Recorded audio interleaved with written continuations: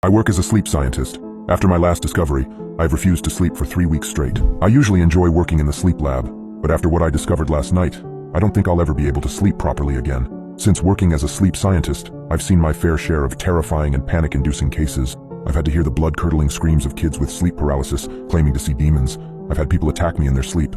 I've seen just about every type of terrifying sleep-related issue, but nothing could have prepared me for my last patient. He was a man in his mid-20s who had lapsed into a coma a few days before he was transferred to our facility. He was sent here so we could monitor him, since a coma is very similar to deep sleep, so it's great for sleep research. I was originally hesitant to take on this patient for observation. The reason is, this patient presents with a whole list of strange and unusual symptoms, yet we have no idea what could have caused it. The patient's brother reports that the patient had randomly begun suffering from extreme hallucinations and headaches, so decided to go to sleep early. A whole week goes by, and he never wakes up, despite having no visible health issues. His brother had just assumed he went to sleep for the night, not knowing it would be his last sleep. I knew it was going to be a challenge finding out what caused this, so I hooked him up to our monitoring machines and began with our usual process. But I never could have guessed the horrifying discoveries I would soon make. When I began monitoring the patient, I noticed something extremely strange. His brainwaves weren't typical of a normal coma patient, but all his other physical attributes are. His pupils are unresponsive to light, and he is unresponsive to all stimuli applied, including painful stimuli, except for reflex responses. But his brain waves seemed like he was still awake, still fully capable and conscious. The professor in charge of our lab had a theory that the patient may have been exposed to some airborne pathogen that infected his brain, which may explain the unusual brain activity. But something was telling me it was something a lot worse than that. Whatever the diagnosis, he was a medical mystery and could have held the key to some obscure disease, and by extension, a new discovery. We were looking at uncharted and undiscovered scientific territory here. So, this afternoon, one by one, my colleagues at the lab checked out for home. Soon there was just me left, staying overnight alone to monitor the patient. I have done this, as I say, many times before. It's the usual routine. I turned on my personal laptop and checked emails and so on. Can't use speakers or headphones on the chance that patients call out or make a noise during the night. Can't risk missing something like that. I was reading something online when I first heard footsteps coming from the corridor. I didn't think anything of it. Probably one of the patients had woken up and had to use the restroom or something. I was immersed in the article I was reading, when suddenly everything seemed to stand still as the realization hit me. There were no other patients in the sleep lab tonight. Just me and Coma Guy. My head turned to the monitor instantly, in the dubious hope that maybe the patient had woken up. Nope, still on the bed, unresponsive, like a log. The footsteps were in the corridor, and they seemed to be going towards the sleep room. I swiveled in my chair and scrambled to the door, in long, hurried steps, almost leaping to it. I opened it and peered out. There was no one in the corridor. Just to be safe, I checked the nearby rooms, including the vacant sleep rooms. All the doors leading to the sleep lab were locked. Only my staff security swipe card can open those. I was safe and sealed in. It had been my imagination. Sighing and assuming it was probably nothing, I returned to the monitoring room. Another quick check that the recordings were in order, and I settled into my laptop routine again. With the computer fans humming away, the steady beep of the patient's heart rate, and nothing interesting online, I was on the verge of sleep. Thank God I never fell asleep then. Otherwise, that could have been my last ever nap. The steady sound of the patient's heart rate is what had almost lulled me into a trance, and it's the heart rate that woke me up again, with start. The patient's heart rate had spontaneously increased, very fast. I looked up eagerly at the EEG signal. It had changed, gotten quicker, responsive to something. Was the patient waking up? I stared at the infrared camera image, which was blurry, so I got up and went to look in through the window. Nothing. There was no movement, no change in the patient's consciousness, but his breathing and heart rate had increased. His brain activity had changed within the coma. Was he experiencing hallucinations? I stared at the stationary figure on the bed for some time in the darkness. And then, something within the room moved. At first, I thought it was the shadow of the cabinet on the other side of the room, but the shadow was moving, creeping. A black mass, creeping slowly towards the bed. I blinked, trying to be sure of myself. It was so dark that sometimes the mind creates shapes of darkness and shadows, illusions. No, it did seem to really be there. It was elongating now, as though something, this black thing, had been on all fours and was now standing up, to stand over the patient in his bed. An intruder. Someone here to attack the patient, or just someone mentally unstable who had somehow found a way in. Perhaps they had tailgated and slipped in behind a member of staff as they had entered through the security-protected doors. "Hey!" I shouted, banging on the window. "Hey, who's there? You're not supposed to be in there." The figure stood, unmoved. I went back to the door, through the corridor, and into the sleep room. I turned on the light. No one was there. There couldn't have been time to escape. If they'd exited the sleep room, they would have run into me in the corridor. How odd. Most likely a trick of the darkness. Just to be certain, though, I checked underneath the bed, and in the ensuite bathroom, and in the cabinet for good measure. Everything was in order.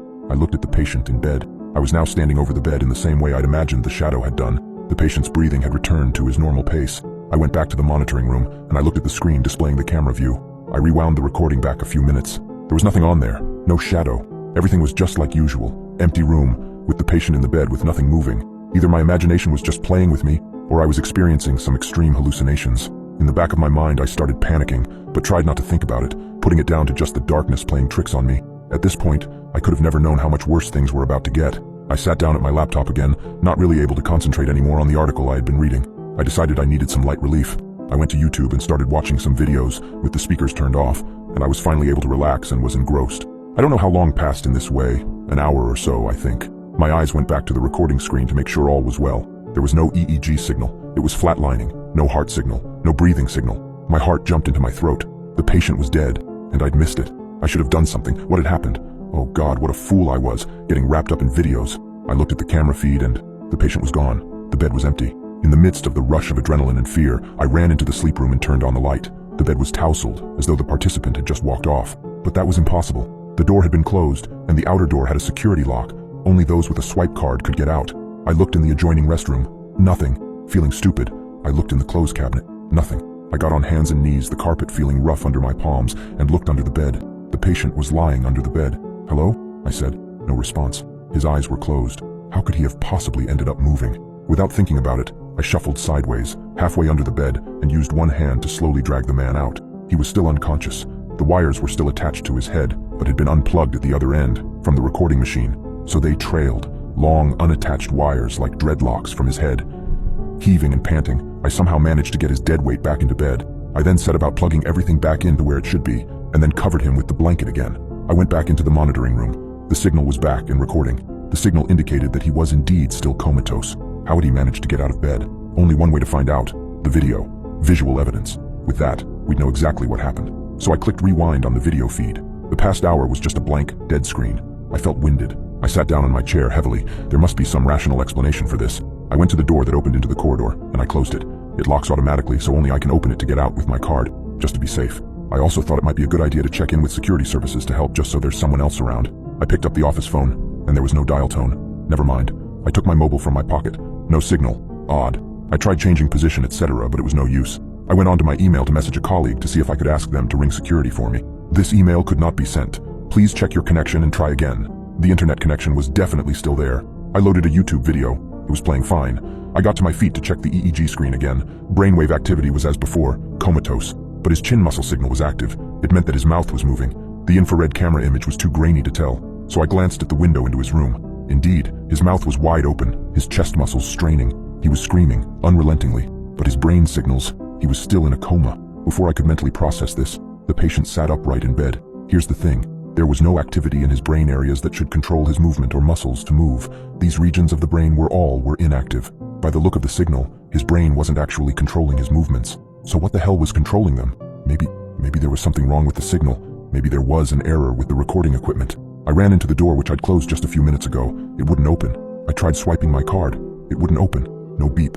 Nothing. Neither was I able to turn on the light. Somehow nothing was working. There was a pane of frosted glass at the side of the door. I knew I had to get in there to the patient, so I planned to smash it and squeeze through. I lifted the chair above my head and steadied myself, planting my feet firmly, and got ready to swing. That was until someone pushed me. Someone shoved me, forcefully, away from the door. I toppled over, the chair falling from my grip, onto me in a confused, tumultuous movement where I couldn't tell where my head was in relation to my feet and the floor. I managed to untangle myself, pushing the chair off me, not thinking about the malicious force that had thrown me onto the floor. The recording computer monitors went dark. The EEG signals and the camera feed screens, both, just pop, and they were gone. I was plunged into greater darkness. I ran to the window to look in at the patient. He was sitting upright in bed, still screaming. He had been screaming relentlessly throughout all this. I stared at him and banged on the window, trying to get him to wake up. This wasn't a normal coma. Perhaps I could wake him up if I tried. I don't know what the hell this was. I was willing to throw all protocol out of the window now, and then someone closed the blind from the other room. I just stood there staring at it. I didn't see a hand pull the blind down, but just the jerking movement of the dark blind being pulled to the bottom of the window pane. Someone else might have shouted out, asked who was there. I don't know why, but I just didn't. Maybe because I knew it would be no use.